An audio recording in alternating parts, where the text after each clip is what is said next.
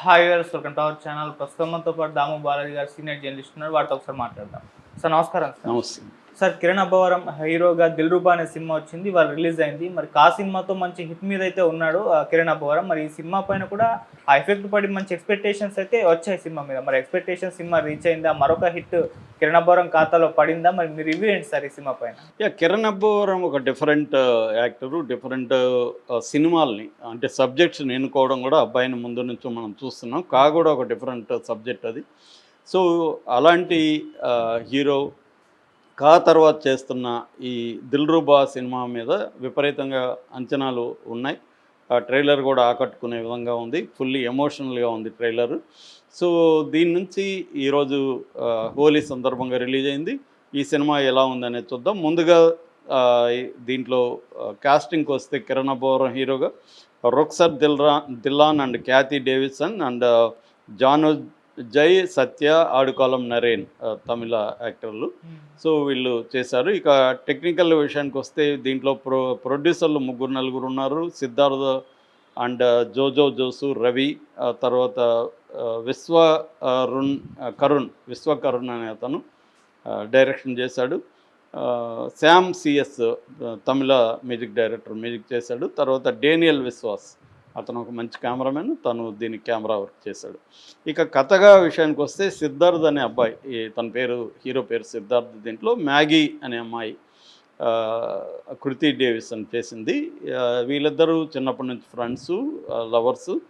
అయితే ఈ అమ్మాయి మధ్యలో హ్యాండ్ ఇచ్చేసి వేరే తను పెళ్లి చేసుకుంటుంది. దాని తర్వాత అమెరికా వెళ్ళిపోతుంది.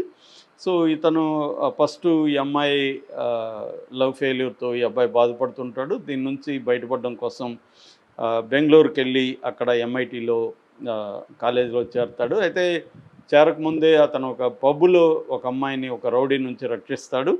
అమ్మాయి పేరు అంజలి, రుక్సార్ దిల్లన్ చేసింది. సో అప్పటికి రక్షించేసరికి ఈ అమ్మాయి అతన్ని ఫస్ట్ దీంట్లోనే మీట్లోనే ఇతనిలో లవ్లో పడుతుంది. ఇతనైతే లవ్లో పడ్డు.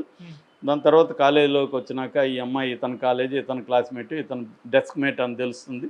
దాని నుంచి అప్పటి నుంచి ఈ అమ్మాయి లవ్లో పడుతుంది. దాని తర్వాత ఇతనేం పడ్డు.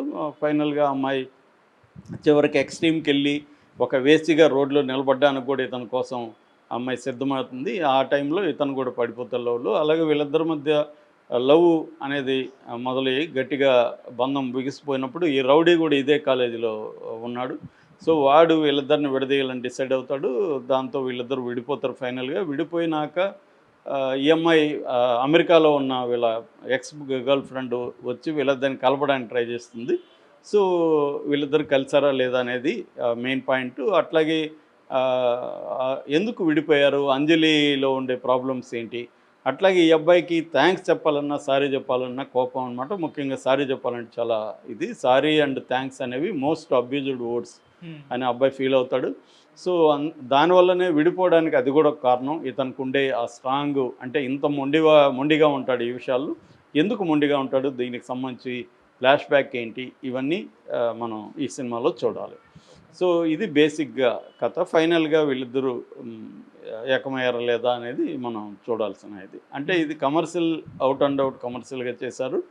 సో రెండవది ఏంటంటే ఇది స్క్రీన్ ప్లే కూడా ఫస్ట్ హాఫ్ అంతా కూడా ఈ అమ్మాయి అతని హీరోని లవ్ చేయడం, అమ్మాయి ఇంటెన్సిటీ ఆఫ్ లవ్ చూపించడం, దాని తర్వాత ఎక్స్ రావడం, దాని తర్వాత ఫ్లాష్ బ్యాక్ ఓపెనింగ్ అవడం, ఫ్లాష్ బ్యాక్ కూడా ఇంట్రెస్టింగ్గా ఉండడం, ఇలాగా ఉంది. అంటే ఒక కొత్త పాయింట్లు దీంట్లో ఏమంటే సారీ అండ్ లవ్ అనేవి మోస్ట్ అబ్యూజ్డ్.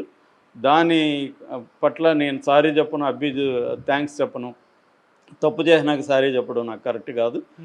అట్లాంటి ఇది అతనికి ఉంటుంది. అదొక కొత్తగా అనిపిస్తుంది ఈ సినిమాలో.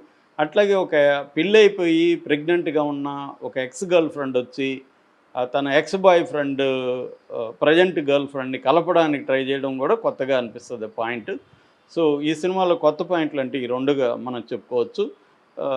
అయితే స్క్రీన్ ప్లే విషయానికి వస్తే చాలా సీన్లు రొటీన్గా, కాలేజీ అంటే మనకు కొన్ని వందలు వచ్చేసాయి. కాలేజీ బ్యాక్డ్రాప్లో లవ్ స్టోరీ అంటేనే మనకు బాగా అనిపిస్తుంది, ఏమిరా మేము మళ్ళీ చూడాలన్నా అనిపిస్తుంది. అలాంటి అనిపించిన అక్కడికక్కడ సీన్లలో ఇంట్రెస్ట్ అయితే క్రియేట్ చేయగలిగాడు. ముఖ్యంగా కిరణ్ అబ్బవరం బ్రహ్మాండమైన ట్రాన్స్ఫర్మేషన్ కనబడుతుంది. చాలా కొత్తగా ఉన్నాడు. అవన్నీ తన పర్ఫార్మెన్స్ చాలా బాగుంది, లుక్స్ వైజ్ బాగున్నాడు. ఒక ఇంటెన్స్ అండ్ సటిల్ రెండు కూడా బ్యాలెన్స్ చేయడం. అంటే మామూలుగా ఒక మాస్ హీరోకు ఉండే, ఈ మధ్యకాలంలో వస్తున్న చాలామంది మాస్ హీరోలకు ఉండే ఒక లౌడ్నెస్, సటిలిటీ, ఈ రెండు కూడా ఈ అబ్బాయి పోర్ట్రేట్ చేయగలిగాడు. సో అట్లాగే ఈ అమ్మాయి కూడా అంటే అంజలిగా చేసిన రుక్సార్ దిల్లాన్ కూడా చాలా బాగా చేసింది. ఫస్ట్ అమ్మాయి క్యాథీ డేవిడ్సన్ కూడా ఓకే. ఇక ఈ పేరెంట్స్గా చేసిన వాళ్ళు ఇటు రోహిణి కానీ, తర్వాత ఆడుకాలం నరేన్ కానీ, వీళ్ళు కూడా బాగా చేశారు. సో ఓవరాల్గా ఈ సినిమా వెరీ ఇంట్రెస్టింగ్గా ఉంది, కమర్షియల్గా బాగానే ఉంది. దీంట్లో ప్లస్లు చెప్పుకోవాలంటే ఫస్ట్ ఈ అబ్బాయి కిరణ్ అబ్బవరం పర్ఫార్మెన్స్ చాలా బాగుంది. అట్లాగే ఈ హీరోయిన్ది కూడా ఉంది. సత్యాన్ని కామెడీకి ఎక్కువ వాడలేకపోయారు, ఇంకొంత వాడి ఉండొచ్చు. సో అక్కడ మైనస్ కనబడుతుంది. ఇక పాటలు కానీ బ్యాక్గ్రౌండ్ స్కోర్ కూడా బాగుంది. అంటే అనీవన్గా ఉందని చెప్పచ్చు. కొన్ని చోట్ల చాలా మంచి సీన్లు వచ్చాయి, కొన్ని చోట్ల బోరింగ్గా ఉంది, అంటే రొటీన్గా ఉంది. సో ఇంకొంత ఎమోషనల్ ఇంపాక్ట్ అనేది, అంటే అబ్బాయి సారీ అండ్ థ్యాంక్స్ చెప్పడానికి కారణాలు ఇంకొంత ఎమోషనల్ ఎఫెక్ట్గా ఉంటే బాగుంది అనేది ఎమోషన్ చాలా చోట్ల మిస్ అయినట్టుగా మనకి కనబడుతుంది అనమాట. అంటే ఫస్ట్ అమ్మాయి ఇతన్ని ఇది చేయడం, ఆ ట్రాక్ అంతా చాలా బాగా వచ్చింది. తర్వాత ఫ్లాష్ బ్యాక్లో కూడా కొన్ని ఎపిసోడ్లు బాగా వచ్చాయి.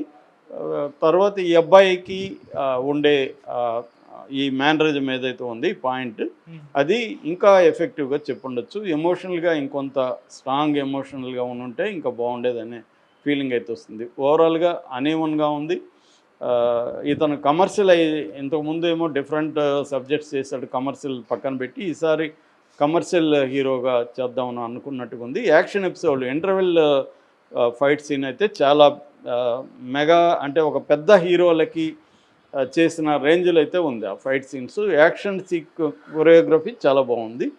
సో ఓవరాల్గా ఖచ్చితంగా థియేటర్లో ఒకసారి అయితే చూడొచ్చు. ఇది నా రేటింగ్ అయితే 2.5. ఎందుకంటే మామూలుగా ఇది కమర్షియల్ చాలా రొటీన్ సీన్లు, కొత్తది ట్రై చేశాడు, at the same time routine.